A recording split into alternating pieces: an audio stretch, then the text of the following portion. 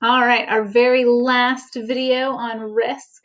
So I want to talk about qualitative risk assessment, and we're going to be talking about like how we measure risk and how we determine what is risky and what is not risky in this last video. So risk is the possibility of suffering harm or loss. A risk assessment is some scientific process of estimating the threat that some particular hazard poses.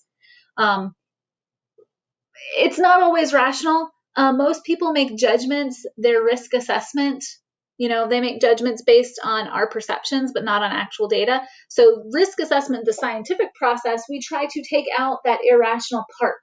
A good example of this is air travel versus car travel. You are more likely to be in a car accident than in an airplane accident. And you are more likely to die in a car accident than in an airplane accident. However, people are much more scared about air travel than car travel.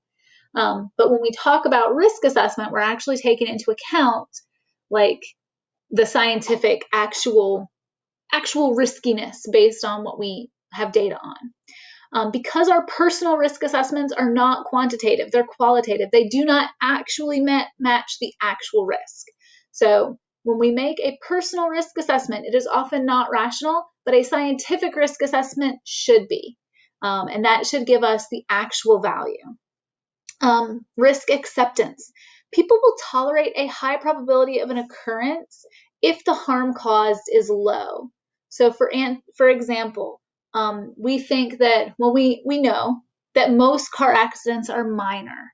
And so we don't have this this perceived high level of risk because we know that most of the time the harm caused from them is low. Great harm is acceptable only at very, very low levels of frequency. At higher levels of frequency, it is not considered okay. For most people, a 1 in 100,000 chance of dying is a threshold for changing behavior. And that's just for most people. It's going to depend on what the people see and like what kind of anecdotal evidence they know and all that. Because again, your personal risk assessment is not quantitative and it is not usually very accurate. Usually it's driven by, fear and worry and stuff like that. The EPA assumes that a risk of 1 in 1 million is acceptable for an environmental hazard. So here is a good example. The risk of dying of lung cancer if you smoke is 1 in 4, while the risk of drinking water contaminated with the limit of trichloroethylene is 1 in 10 million. Yet many people focus more on the latter, and that's because that sounds scarier. The risk of dying of lung cancer if you smoke being 1 in 4, most people are not as concerned about that because if you are smoking, you're choosing to smoke. If you're drinking contaminated water, you're not doing that on purpose. You're not choosing, I would like my water to be contaminated with trichloroethylene, please.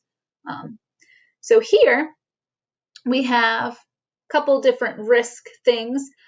So perception of risk, low, medium, or high. And we have it graphed so that you can see like the dread level, things that are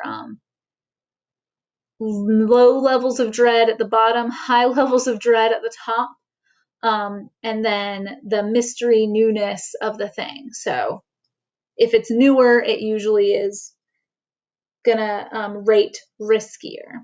And then the perception of the risk is down here. So alcohol-related accidents have very like mid levels of dread, but low levels of mystery because people have been, getting into alcohol accidents for a long time.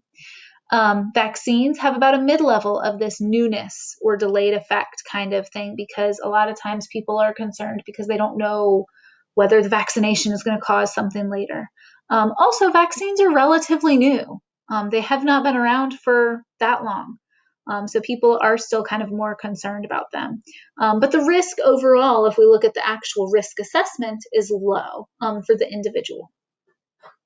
Over here, we have some of those things that are higher risk, things that are like high dread and high levels of newness are things like DNA technology, which doesn't necessarily have to be risky, but people are scared about it because it's new and because they don't understand what this is going to be used for. And so it scores higher on this risk assessment of what people think. Remember, this is just what people are thinking. All right. So into quantitative risk assessment. Quantitative risk assessment, this is also the scientific risk assessment. This is the one that uses actual data. I mentioned it up above, but now we're going to talk about how it works a little bit. So the risk is going to be found by the probability of being exposed to a hazard times the probability of being harmed if exposed. So not everyone who's exposed will always be harmed. So you have to take that into account. So say there's a 20% chance of harm, and there's only a 2% chance of being exposed. So you would multiply those two together to get your overall risk. Risk acceptance determines how much risk can be tolerated. Environmental scientists, economists, and others can help us weigh the options as objectively as possible by providing accurate estimates of cost and benefit. This is actually one of the newer areas of economics where they're doing a lot of this risk assessment. It's really interesting. Worldwide standards of risk can be guided by two different philosophies. So there is the innocent until proven guilty principle. This is a principle based on the belief that a potential hazard should not be considered an actual hazard until we have definitive evidence that it is actually causing harm. And then there's the precautionary principle. This is a principle based on the belief that action should be taken against a plausible environmental hazard. So this is we don't know if this causes harm, but it has a potential. So we need to take action to make sure that we are minimizing whatever risk there is. Most companies nowadays operate by the precautionary principle, and this is because we used to work in the US under the innocent until proven guilty principle, but it doesn't work so well because a lot of times what happens is the companies who produce the product want us to do the innocent until proven guilty principle because they can make money. But if there is an actual risk, then we get big problems down the road because that actual hazard was not taken seriously. So most of the US laws are going to focus on this precautionary principle now. And this is something that is used for things like medications. Sorry, the precautionary principle. Something that would be used for things like medications now. So like medications have to pass certain regulations with the FDA, and that's all because of this precautionary principle aspect. We talked about thalidomide in a previous notes section on this topic. Thalidomide was innocent until proven guilty in Europe, and a lot of women took that while they were pregnant, and they had babies with these severe birth defects. In the US, we operate with the FDA under a precautionary principle. We would rather be cautious and not use a new drug until it has been tested and proven that it can work for certain conditions. So this is kind of like making sure that something hopefully is not going to harm people. All right, there's a couple of international agreements that deal with hazardous chemicals. The Stockholm Convention was 2001, 127 nations. They looked at 12 chemicals that were specifically banned, phased out, or reduced. So they looked at specific chemicals at Stockholm. REACH was a 2007 agreement among the nations of the EU about regulation of chemicals. It stands for Registration, Evaluation, Authorization, and Restriction of Chemicals. And this is where we get a lot of the different standards for cosmetics in the EU versus in the US. The US has for a long time, I almost said always, but not always, has for a long time had pretty strict rules on drugs because of the FDA and because of getting drugs approved for use. But the EU does have stricter guidelines for cosmetics. You can actually look at cosmetics. Can't remember the name of the group that does this. Oh, I think it's Environmental Working Group. Let me search that. I think that came up when I was starting to type this. Yeah, I think it's EWG. Yes, Skin Deep. So if you're interested in cosmetics and what your cosmetics have in them, and whether those things are, maybe bad for you or especially bad for the environment, you can check the Environmental Working Group's Skin Deep. You can actually search for any products that you want. Let's see. Nivea cream. Let's see if we've got any info about that.